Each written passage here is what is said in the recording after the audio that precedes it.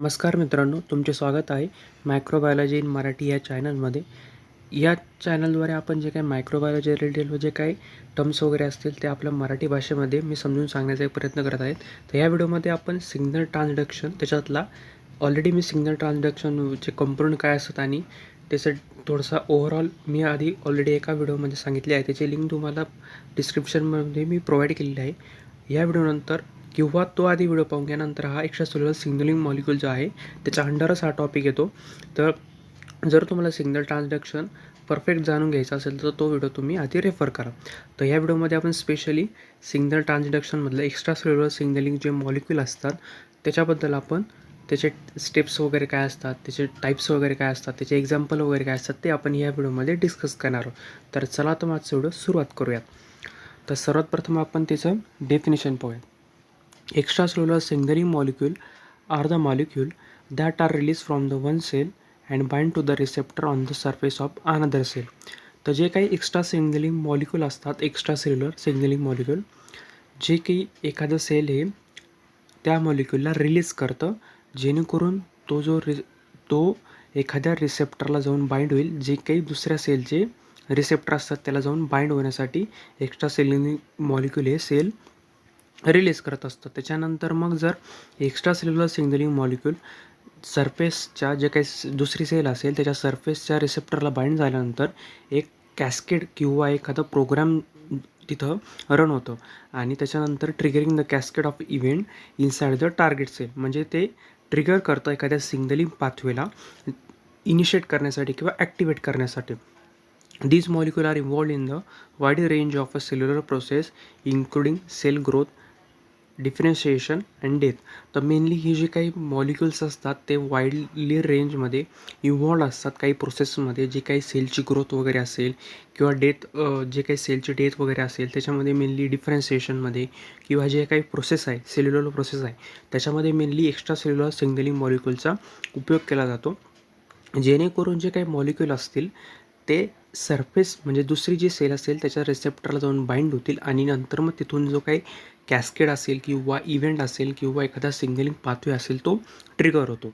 तर mainly extracellular signalling मॉलिक्यूलचं function काय आहे, ते एखादी सेल रिलीज करते जेणेकरून याच्याकडचा जो सिग्नल असेल एका सेलचा दुसऱ्या सेलकडे जो काही सिग्नल आहे तो ट्रान्सपोर्ट करण्यासाठी मेनली एक्स्ट्रासेल्युलर सिग्नलिंग मॉलिक्यूल हे रिलीज केले जातात. तर आता आपण त्याचे टाईप्स पाहूयात. तर there are many different types of extracellular signalling molecule including. तर मेनली त्याच्यामध्ये hormones, neurotransmitter, cytokine, growth factor आणि एक्स्ट्रासेल्युलर जे काही मॅट्रिक्स प्रोटीन असतात ते मेनली याच्यामध्ये एक्स्ट्रासेल्युलर सिग्नलिंग मॉलिक्यूलमध्ये आपल्याला पाहायला मिळतात. तर पहिल्यांदा आपण पाहूयात hormone. The hormone are release from the endocrine gland and travel through the blood stream to target the cell in their parts of a body.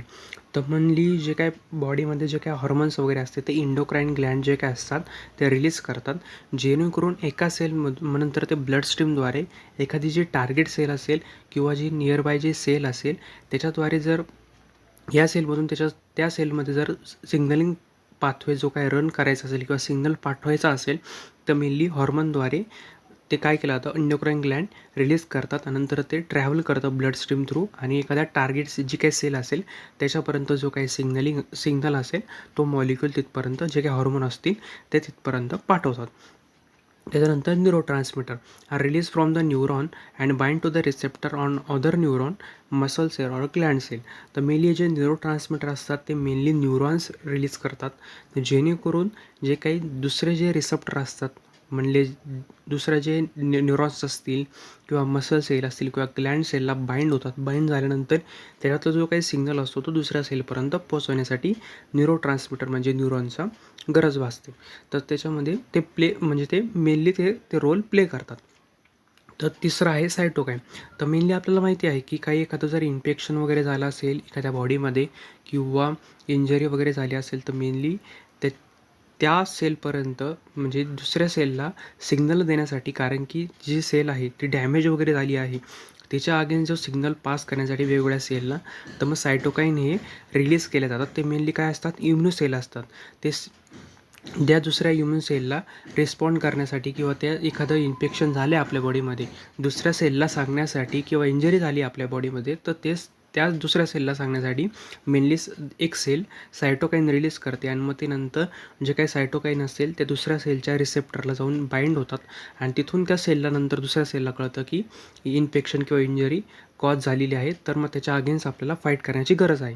तर मेनली सायटोकाईन हे त्याचं तिसरं एक्झाम्पल आहे किंवा टाईप्स आहे एक्स्ट्रा सेल्युलर सिग्नलिंग मॉलिक्यूलचं. तर चौथा आहे ग्रोथ फॅक्टर, हा release by the cell to stimulate the other cell to grow and divide. तर मेनली जे काही ग्रोथ फॅक्टर असतात, जे काही सेल्स रिलीज करतात जेणेकरून जे काही दुसरी सेल असेल तिला डिवाइड होण्यासाठी किंवा ग्रोथसाठी जे काही मटेरियल वगैरे लागते किंवा ग्रोथ फॅक्टर वगैरे प्रोव्हाइड करतं, जेणेकरून जी काही दुसरी ग्रोथ सेल असेल त्याची ग्रोथ फास्टली व्हायला पाहिजे. तर पाचवं आहे extra cellular matrix protein, from a network form the meshwork that support the cells and provide the signal that regulate the cell growth and differentiation. तर मेनली जे काही एक्स्ट्रा सेल्युलर जे प्रोटीन्स वगैरे असतात ते सेलला सपोर्ट करण्यासाठी किंवा एखाद्या सेलला जे काही ग्रोथ आणि डिफरन्सिएशनचे जे काही सिग्नल वगैरे जे पाठवायचे असतील ते पाठवण्यासाठी मेनली एक्स्ट्रा सेल्युलर मॅट्रिक्स प्रोटीनचा वापर केला जातो. तर मेनली हे जे काही एक्स्ट्रा सेल्युलर सिग्नलिंग मॉलिक्यूलचे काही टाईप्स होते. तर आता आपण मेनली त्याची प्रोसेस कशी घडते ती आता आपण पाहूया. तर मेनली 4 स्टेप्समध्ये जे एक्स्ट्रा सेल्युलर सिग्नलिंग मॉलिक्यूलचे जी पाथवे असतो तो मेनली कॅरी आउट होतो. तर पहिल्यांदा synthesis of a signalling molecule, म्हणजे एखाद्या सेलमधून सिंथसाईज करणं किंवा रिलीज करणं त्या सिग्नलिंग मॉलिक्यूलला, आणि नंतर मग जो काही रिलीज झालेला जो सिग्नलिंग मॉलिक्यूल असतो त्या सेलपर्यंत फ्रॉम द सेल, आणि नंतर मग सिंथसाईज केल्यानंतर त्याला रिलीज करणं, रिलीज केल्यानंतर त्याला ट्रान्सपोर्ट करणं जो काही टार्गेट सेलपर्यंत जो काही सिग्नलिंग मॉलिक्यूल असेल तर त्याला ट्रान्सपोर्ट करणं. त्याच्यानंतर ट्रान्सपोर्ट झाल्यानंतर बाइंडिंग करणं आणि जो काही सिग्नल मॉलिक्यूल असेल त्या रिसेप्टरला टार्गेट सेलच्या रिसेप्टरला बाइंड झाल्यानंतर जो काही सिग्नल असेल तो तिथपर्यंत पास होईल. ते हे मेनली जे काही प्रोसेस आहे किंवा स्टेप्स आहे ते मेनली एक्स्ट्रा सेल्युलर सिग्नलिंग प्रोसेसमध्ये आपल्याला पाहायला मिळतात. तर मेनली सिंथसाईज म्हणजे सेलचं सिंथसाईज होणार, त्या सिग्नलिंग मॉलिक्यूलचं रिलीज होणार तो सेलपासून, त्याच्यानंतर तो ट्रान्सपोर्ट केला जाणार टार्गेट सेलपर्यंत, त्याच्यानंतर तो टार्गेट सेलच्या रिसेप्टरला बाइंड होणार आणि सिग्नल हा पास होणार. तर ही मेनली त्याचे 4 स्टेप्स आपल्याला पाहायला मिळतात. तर आता once the signal molecule bind to the receptor, it trigger the cascade of event inside the cell of the target cell that ultimately leads to the change in the cell behavior. आणि mainly जो काही signalling molecule असतो एखादा रिसेप्टरला bind झाल्यानंतर तिथे जो काही cascade असेल किंवा इव्हेंट असेल किंवा जे पाथवे वगैरे असेल तो ट्रिगर करणार त्याला, त्याच्यामुळे जे काही सेलचं जे बिहेवियर असेल त्याच्यामध्ये अल्टिमेटली आपल्याला चेंजेस व्हायला सुरुवात होतात आणि पाहायला मिळतात. The specific region of the cell will depend on the types of signaling molecule and the receptor that it bind to. तर मेनली हा जो रिस्पॉन्स वगैरे असतो तो मेनली जी काही सिग्नलिंग मॉलिक्यूल आणि रिसेप्टरचे जे बाइंडिंगची जी ॲबिलिटी असते किंवा जी बाइंडिंगची जी कॅपॅसिटी असते त्याच्यावर मेनली जे काही सेलचा जो स्पेसिफिक रिस्पॉन्स हा मेनली त्याच्यावर डिपेंड असतो. Extra cellular signalling is essential for the coordination of the cellular activity in the multicellular organism. तर मेनली जे काय एक्स्ट्रा सेल्युलर सिग्नलिंग आहे ते मेनली जे काही मल्टीसेल्युलर जे काही ऑर्गॅनिझम आहे त्याच्यातल्या जे काही सेल्युलर ॲक्टिव्हिटी किंवा कोऑर्डिनेशन करण्यासाठी मेनली एक्स्ट्रा सेल्युलर सिग्नलिंग मॉलिक्यूलचा वापर केला जातो multicellular ऑर्गॅनिझममध्ये. It allows the cell to the communicate with each other and respond to the environment in the coordinated way. तर मेनली जे काही एका सेलचा दुसऱ्या सेलसोबत कम्युनिकेशन करण्यासाठी किंवा रिस्पॉन्ड करण्यासाठी एन्व्हायरमेंटच्या अगेन्स्ट, तर त्याच्यासाठी मेनली मल्टी सेल्युलर जे काही ऑर्गॅनिझम आहे त्याच्यामध्ये एक्स्ट्रा सेल्युलर सिग्नलिंग आपल्याला पाहायला मिळतं.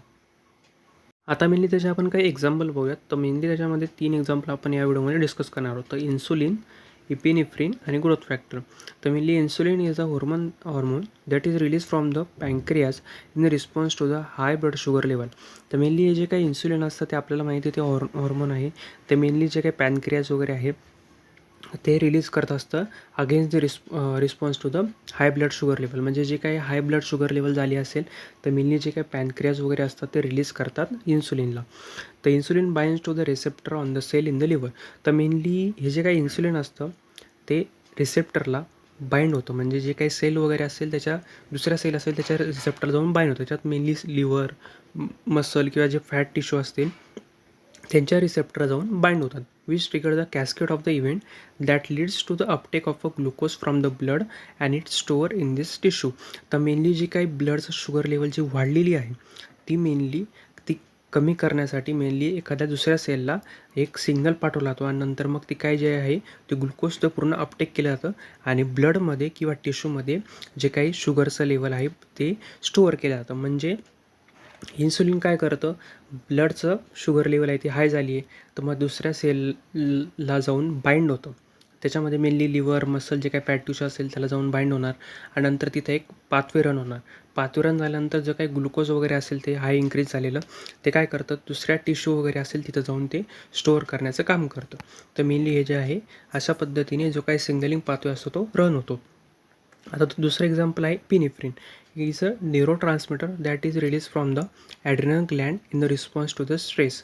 तर मेनली जे काही इपिनेफ्रिन जे काही न्यूरोट्रान्समीटर आहे ते मेनली एक रिलीज केलं जातं. मेनली ॲड्रिनल ग्लँड हे जे काही इपिनेफ्रिन न्यूरोट्रान्समीटर आहे ते रिलीज करत असतं आणि ते रिस्पॉन्स करतं अगेन्स्ट दी स्ट्रेस.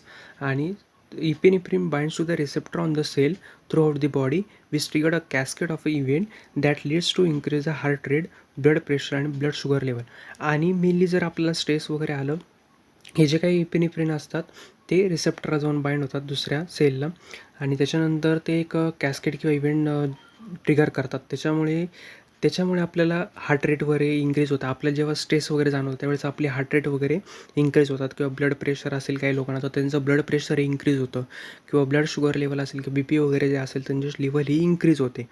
तर त्याच्यामुळे हे जे काही इपिनेफ्रिन आहे ते जर स्ट्रेस जास्त वाढला असेल तर मग ते या गोष्टींद्वारे आपल्याला सांगतं की आपल्या बॉडीमध्ये जे काही स्ट्रेस वगैरे आहे ते जास्त प्रमाणात वाढलेलं आहे. तर तिसरं आहे growth factor are release by the cell during the development and repair. तर मेनली जे ग्रोथ फॅक्टर असतात ते काही डेव्हलपमेंटमध्ये सुद्धा रिलीज केल्या जातात. काही रिपेअरिंग वगैरे असेल किंवा डॅमेज वगैरे झाला असेल त्याच्या अगेन्स्टसुद्धा यूज केल्या जातात. The growth factor bind to the receptor on the other cell which trigger a cascade of event that leads to the growth and division of the cell. तर मेनली जर एखाद्या सेलचा ग्रोथ होण्यासाठी किंवा त्याचं डिव्हिजन होण्यासाठी mainly जे काही trigger आणि त्याच्यात सिग्नल पाथवे पाठवला जातो आणि नंतर मग त्याचं जे काही ग्रोथ असेल किंवा डिव्हिजन असेल त्या सेलपर्यंत न्यूट्रंट पोचवल्यानंतर मग त्याचे डिव्हिजन होणार, मग ग्रोथ त्याची रॅपिडली होणार. तर हे मेनली ग्रोथ फॅक्टर इपिनेफ्रिन आणि इन्सुलिन हे त्याचे एक्स्ट्रा सेल्युलर मॉलिक्यूलचे एक्झाम्पल होते. तर या व्हिडिओमध्ये आपण मेनली एक्स्ट्रा सेल्युलर मॉलिक्यूल म्हणजे काय असतात, त्यांचं प्रोसेस कसं असतं, त्याचे काही एक्झाम्पल पाहिल. तर तुम्हाला माझा व्हिडिओ आवडला असेल तर या व्हिडिओला नक्की लाईक करा आणि जर तुम्हाला काही डाऊट वगैरे असतील तर तुम्ही मला कमेंट सेक्शनमध्ये विचारू शकता. तर चला भेटूया अशा इंटरेस्टिंग व्हिडिओमध्ये.